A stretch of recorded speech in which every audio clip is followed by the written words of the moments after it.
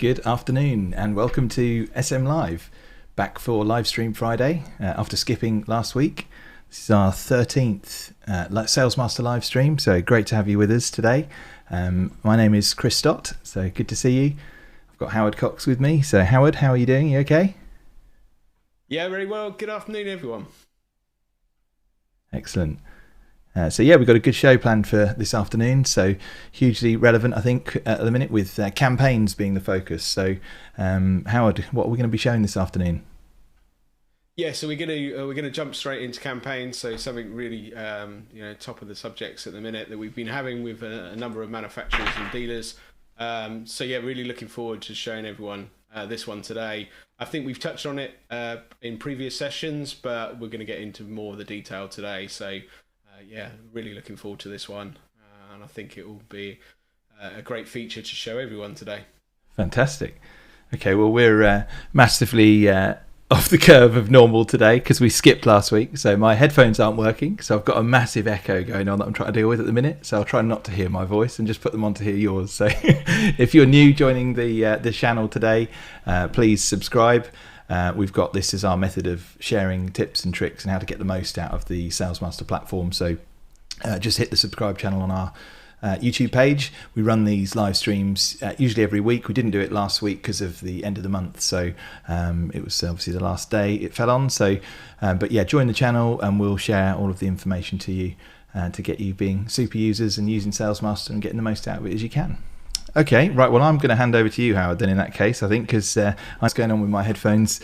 So I'll hand over. Are you ready to stream? Can you share your screen?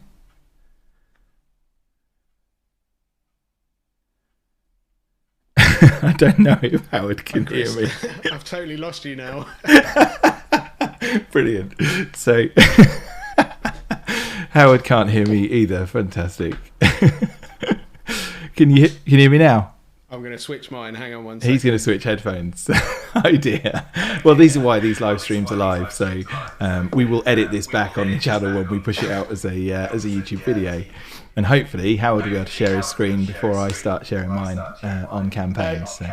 Yeah, certainly. I've just moved you onto my laptop, so hopefully there's not too much feedback for everyone. I've removed my headphones now completely. Yeah, that's good. I'll just try to keep the feedback to a minimum. So if I need to mute it or at some stage, I will do. But yeah, just one second. Let me get set up. Cool. I think you might need to just turn the volume down. Because I'm echoing a bit through your laptop. So there you go. Okay. Right. Looks like it's all me. It's all me then. Okay, so obviously using the standard StockBook demo site that we use, environment that we use, and we're going to go into a slightly different section of SalesMaster today, and then moving back into the stock. So the stock is always the base of everything that we're doing in these sessions and where it's used within the industry. So if you notice, obviously where we tend to be when we log into the system, we're straight onto the stock list, as you can see here with the vehicles. So 16,500 vehicles we have in this one.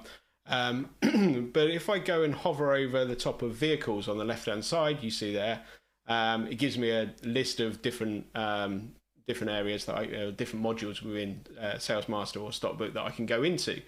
So these are configured for various different use cases. So you can see here transfers and sales and so forth. So doing transfer requests or sales requests within SalesMaster, which I think we've touched on before, but it's certainly something we're happy to talk about again at some stage.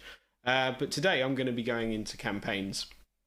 So once I select onto the campaigns module, that will take me into this environment or this kind of module within the system. And you can see a long list of campaigns that have been generated when we've been doing some demos and tests with different individuals. So we're going to go and create our own campaign. And then we're going to go back to StockBook and find the vehicles that we're looking for to select for that campaign. So the first thing I want to do, you see this big blue button over here, which is new campaign.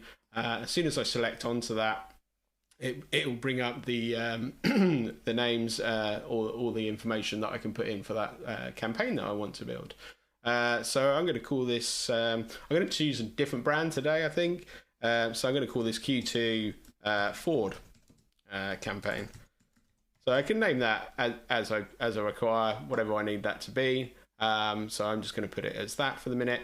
You can add a code, because there tends to be a code if this is a campaign that's coming directly from a manufacturer. You can add a code to that, which is obviously searchable and visible on the main screen, which we'll look at shortly. But I can just put in anything I want at that stage. And you can see here I can add a description to that as well. So, if I wanted a bit more detail, so I could say Q2 Ford, or we could call it something else actually. We could say focus campaign for June, or whatever the case may be. We can put in any information that we want to in there. And this is where it differentiates quite a bit from hashtags, where we've shown previously, in that we can capture more information about the campaign, right? Yeah, definitely. So when you use hashtags, which we definitely covered before, that's where it's just into the StockBook, and hashtags are used, can be used for campaigns, but also used to alert people of different information that may be on those vehicles. So I've seen lots of different use cases of where they are used, and just to publicize information to the rest of the StockBook users within that environment. Kind of becomes more free flowing, I suppose. The tags are just to be done, quite with just a simple tag to group a collection of vehicles, or as you say, add it the basic details of the campaign to be able to track that as a save view. But this is capturing more information. And of course, I think having multiple ways of doing that, you could end up having both methods in use at the same time.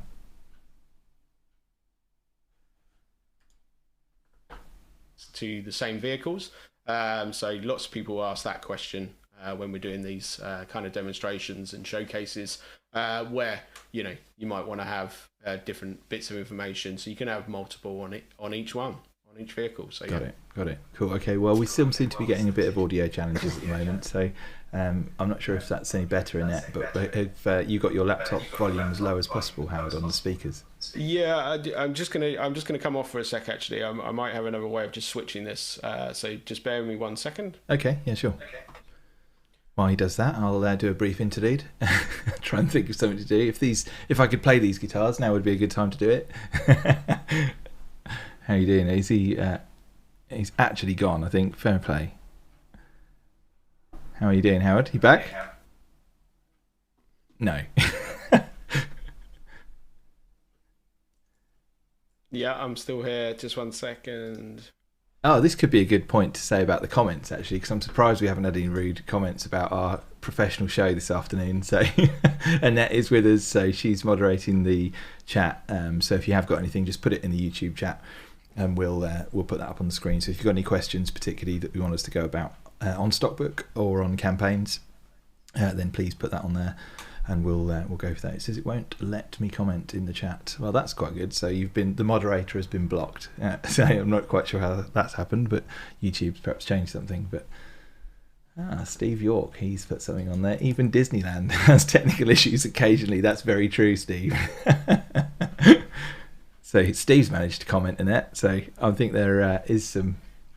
Yes, well done. Okay, I should be back. You're back. Okay, great. Let's cut back to you, Howard. Hold on a sec.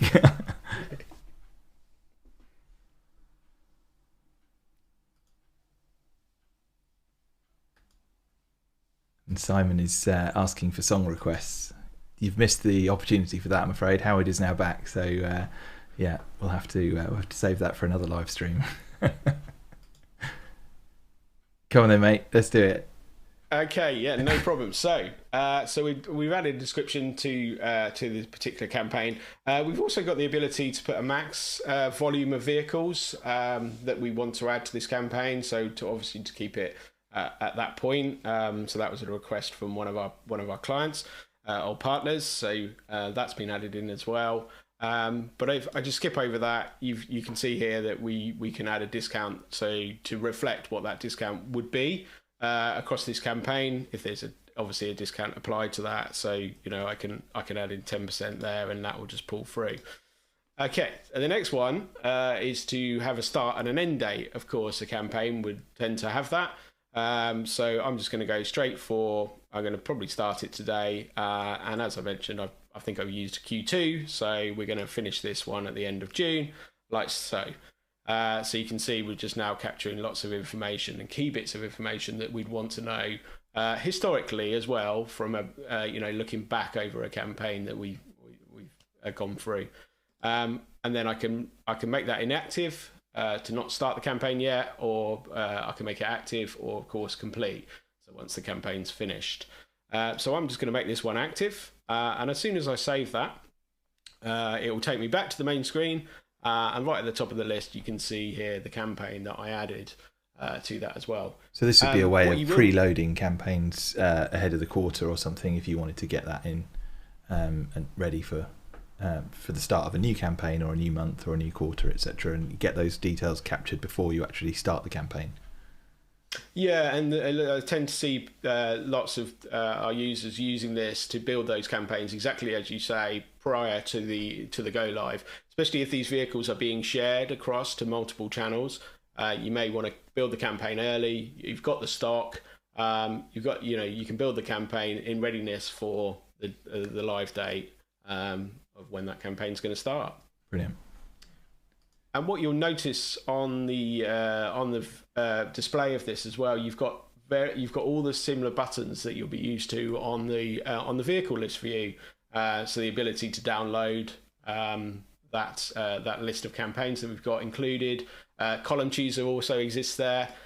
So, you know, bringing in other bits of information. So I might want to bring in all the archived ones, the IDs, you know, what's got a pending transfer on it and so forth. So lots of headers that you can add into the list. But where we built it, I think we probably covered most of the bases across the top there. Yeah, it's good to have I suppose, to share the same common, the user interface shares the components. As for, you know, if you're used to navigating StockBook, the campaigns section is actually, you know, it's like using the same thing with the same controls, same search, same column chooser, same search, save views. Yeah, and it's all indexing as well. So, you know, if I just look for Ford, it should just come up with that one single campaign. So using the search function as you do within vehicle records or StockBook, you know, I've just typed in Ford and instantly it's found just the ones that apply to that word. So of course I can then just go straight into the save views and add that in as a save view as we've done previously. I could just call that Q2. If I wanted to just keep an eye on that specific campaign, you know, pin that as a tab as we would normally do. And then obviously once I'm in that view, I can always recall that as often as I require. Nice. And then, okay, so that's good in terms of building the details of a campaign. How do you know what vehicles belong into that campaign? Okay, so now we go back into StockBook, because this is where we want to identify the vehicles that we want to add to that campaign. Now we can do that in the same way we do with hashtags. So we can use the search function to find the vehicles like so. But it tends to be a list of vehicles that are provided to the dealer or to the retailer to then tag those vehicles. So where we've shown that before, but it's obviously a really key point to show again. If I had a list of comm numbers or order numbers that sent through from the factory perspective, or just a list that I had that someone had collated for me and passed over to me, I can use my search builder, go into order numbers like so, and then paste them straight in like so. And then once I apply them, it'll take me down from that 16,500 and just find those vehicles that I've got under that comm number. That's brilliant. That's a really, I know we've shown that before, but that is a super time saver for, as you say, copying in the certain criteria from a spreadsheet or a text file or something, just to capture that criteria of vehicles that qualify. Yeah, it's exactly what people have really been after, because they know the vehicles, but they don't know a great deal about the vehicles, but they do know this. So they know what comm number or order number is going to be associated with those vehicles. So it's really the best way to drill down to them very quickly. like so. So yeah, definitely a key feature to show in Search Builder. Cool.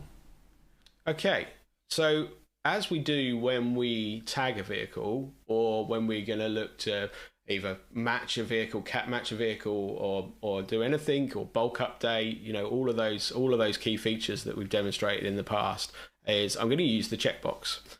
So when I select the checkbox, I can select the first 30 vehicles, or I can of course select all 52 of those vehicles that were associated that I just added in. And it brings up the new tabs, lots of different tabs. I've been through a number of these before, which is great. But we've got the ability to now manage campaigns within this as well. So as soon as I select that, you'll see here it gives me the choice to assign a campaign to some vehicles or unassign. So if I wanted to remove something from this, then I can do exactly the same. But as soon as I click the drop down, you can see here is a list of the campaigns we've had or got going on, and then I can just find the one that I created a few minutes ago to add to these 52 vehicles. So as soon as I click update, that will then add those vehicles to that campaign. So the process is pretty much the same as how you would do it for tags. It's just it's it's linking it in another way. Yeah. Okay. I know you've got a different icon there as well, actually showing the campaign with next to the Ford campaign name. Yeah, you can see it's got this kind of speaker out of the campaign, so it's slightly different from how you'd see a hashtag. You see them as a tag really, but this is just showing it as a campaign, and you can click on the campaign and see what's involved in that. Although these are the only vehicles there, but if you were just looking at it through the whole default of every vehicle, you can see what's associated to that campaign as well. And presumably from again, same applies to tags in that you can then just save a view of that campaign should you want to just recall it at any stage. Yeah. So if you wanted to recall it in here, you can do, but obviously we're now going to just jump back into the campaign view, because that will give us some definitive statuses of each of those vehicles as well that were involved in that campaign.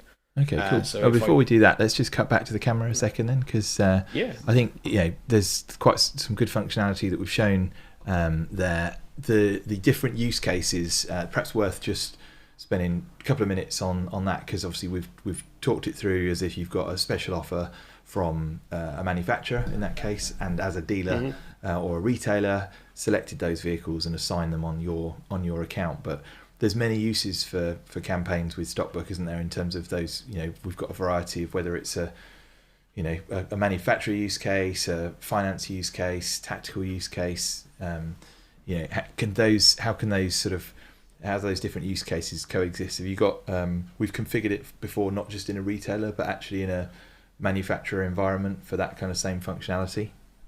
Yeah, around the tactical vehicles that they have within that pot, and it keeps that separate within the campaigns as well. So if you have multiple different not brands per se, but different vehicles that belong to different campaigns. Yeah, of course, different use cases within the business in the different manufacturers' programs. So whether it be a fleet subset of vehicles, or a new product launch, or something else that's a key differential that you want to group together. But at the same time, I guess we've also seen that with other incentives as well for linking vehicles that qualify for additional. There might be a specific finance campaign running on a vehicle that you then want to distribute and share the details of that finance offer. Yeah, you want to drill down further than what you would display on a tag as such. So when we talk about campaigns, that could mean tags, but now obviously adding this new functionality to be able to really create a campaign with a start and end date, and with all that, as you mentioned, with all that key information that you'd want to know about what that campaign is or was. I think tags is super powerful, but can get quite complicated, because you can have a lot of tags because it's easy to create one, isn't it? So when you have got multiple campaigns running, it might having a separate sort of section for managing those, to you're just managing the tagging ability, and also the grouping and showing how many you started with. So say you tagged up those 52 Fords, there's 52 in there to start with. How many of them are then sold? How many are under negotiation? Obviously, you can achieve that in StockBook with tags by performing, firing off the searches and having the save views. But if you want to see that as like a group by view, campaigns that's where it differentiates, really, isn't it? So, okay, well that's cool. So is that where we're going now, to have a look at some of the sort of dashboard style reporting on the campaign? Yeah, now we'll go back into the campaign section to see what's occurred so far on the campaign and what's included. Cool. Okay. So let's do that then. Brilliant. Well, if you hook up. Yeah, I'll just do one sec. See, this is what happens. We're back in the swing of it now. We just needed about 22 minutes, is it? There you go, just to get back in the swing after being off last week. So yeah, we won't miss another week. No. Let's not do that again. So you can see here back into where we were, back into campaigns. So really simple. Just highlight over the top of it and straight into that. And you can see now that it's calculating the vehicles that were included. The ones actually, I'm probably best to go on to my little header I created. There you go. Very clear. So you can see the 52 vehicles that belong to that campaign, how many are available, and any changes. Now the available status there is picking up because 10 of those vehicles are protected. So they're not down as available, they're down as protected. So, obviously to then just make them available, then start that process. And you can look straight into those vehicles. And what you'll notice is if I click onto those vehicles, and there you go, there's the protected ones I mentioned. So lucky I knew about that bit. You can see it will just bring you straight into the list view of those vehicles. So what I could do here is I could update some of the statuses on those vehicles. And then we'll see it changing in real time. So as the business is moving on and the campaign in this case is live, mark one sold or mark a couple under negotiation as well, like so. And then when we go back to campaigns, as the business is moving along, you can see now the available vehicles are dropping. You've got 2 that are under negotiation and 1, of course, which is sold. So, which is exactly what we did. So it's giving you that real time, a live view of the campaign performance, and in a really clear way. And I guess having that separation through save views, where you've pinned the tab there with the forward Q2 campaign. If you had multiple campaigns or multiple franchises that you were monitoring, you could have a save view for each campaign. So all of the forward campaigns could be on that section. The second tab could have all of another make, or it could be a new and used car differential, just so you can separate those different views. And again, like the views on StockBook, share them out to other users and export the data. So and obviously if you just wanted to go in and see the detail again of that campaign, you can see all the information is captured there, and you can see who created it and when they created it as well. So we're capturing the activity that goes on when we build these campaigns.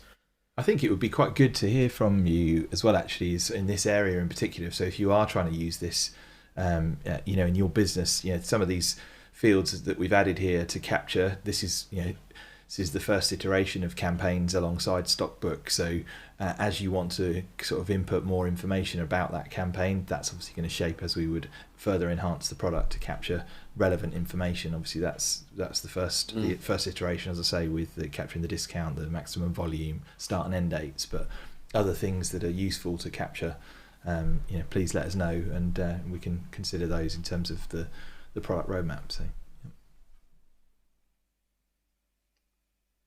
okay, well that was quite straightforward. So how do I suppose the other question, once you've allocated the initial batch of vehicles into that campaign, in your example here we've got Q2 forward campaign, what if more vehicles come into that campaign and qualify? So the manufacturer decides to include some more vehicles as part of that campaign. How do you add those to the Q2? Do I have to create another campaiin now, or can I add them back into it? No. You can keep building on this, and I think that's why we added in the max volume, so that to ensure that actually, if it was a new campaign, it got added on its own silo campaign rather than to the existing one. But as you mentioned, or your question about adding more, Very straightforward. So I don't need to pick on Ford, but I will use Ford again, just purely because that's the name of the campaign. But we do exactly the same thing. So we select the vehicles. So previously I dropped all the odd numbers in to find them all. Here I'm just adding some vehicles that I wanted to add into that same campaign. Or of course the brand has told me about these, so I've just selected some of these used ones at the top. And all I do is I simply just go back into manage campaigns, like so, select the vehicles, and then assign those vehicles to that campaign. So you don't need to create anything else about the campaign again. That's already set up in the background. It's purely just allocating vehicles that are part of that. So we should now see those as additional. Okay, so yeah, they've got the campaign. So we just added those ones, and then if we just jump back to campaigns now, you can see that's moving in the more available vehicles. So that's gone up 7 vehicles. Yeah. Okay, and that's in reverse. If you've done something incorrect and you've added vehicles, so those, if that was a new campaign only and we've added used vehicles, or there was something else that we needed to reverse in that, how do you take some of those vehicles out of the campaign? Exactly the same way. So I can select all of the vehicles, or I could just select a few of those vehicles. So these 3 I shouldn't have added or need to come away from the campaign. I just go back to manage campaign and then just unassign them from that campaign. And then just update that, and that will just remove those 3 and remove the tag of the campaign as well. So keeping it all fresh and live, and you'll see that will drop as well. So that's dropped straight away because I'm only looking at vehicles that exist in that campaign. Pretty good. And can through that separate interface, can you have a tag and a campaign on the same vehicle, or is it either or? No. So you can have multiple tags and multiple campaigns across the same vehicles. So simply, I could just select the 56 vehicles and add an additional tag, an internal tag, or whatever case you wanted to add, and then I can just update that, and that will add that tag to it as well. So you've still got that functionality and option to further differentiate and incentivize and target certain activities on vehicles within a campaign. So if you had the Ford Q2 campaign, but you also were looking at the age profile of your stock and decided you wanted to incentivize the salespeople, you can add another tag for a subset of stock and said, actually, focus on these ones in whichever way suits your business requirement. Okay, yeah, so that's cool. And all of these things are obviously then picked up by our full search as well. So you can search for the tag by name or the campaign as you've done. Yeah.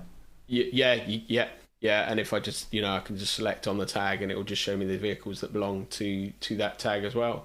So yeah, you can, and then obviously I can then save that as the campaign, in here as well. Yeah, so you've got the list view then as well to share and push out as a regular. So if you wanted to remind the salespeople about that, that's a daily email out that could go automatically. Yeah, very good. Yeah, it's really customer, user-friendly way of adding campaigns to vehicles that are in your StockBook list. To drop campaigns on top of them. It's very good. Really good tool. Yeah, that's excellent. Well, and if you've got any ideas how to further, to use campaigns, then please let us know. Get in touch, because I think there's going to be several use cases for campaigns moving forward. Howard showed a few in terms of that.